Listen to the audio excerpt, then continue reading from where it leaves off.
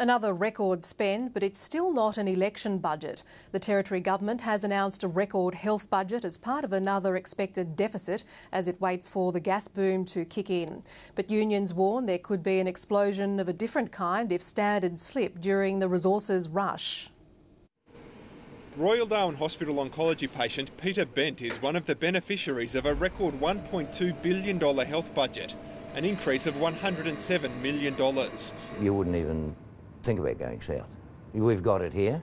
But the Health Minister isn't worried about where the money's coming from. Deficits are deficits. It doesn't matter if it's $1 million, it's $10 million. What is important is to provide a very good health service to Territorians. If you are focusing only on amounts of money spent and don't talk about how the money will be spent, I think we're taking the electorate for mugs. The Treasurer was keeping mum on any cuts to fund record health and education spending. Well, look, I'll be obviously handing down the budget next week and you'll see all the detail then.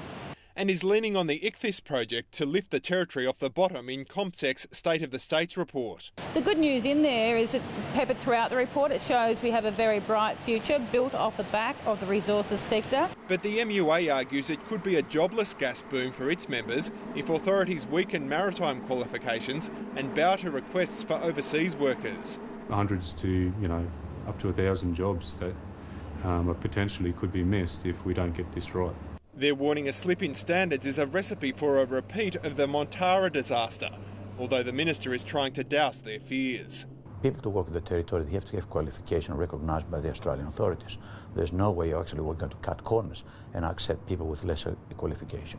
The government is preparing to defend a substantial budget deficit next week, but the skills deficit will be at least as pressing a concern for whoever wins the August election. Rick Hind, ABC News.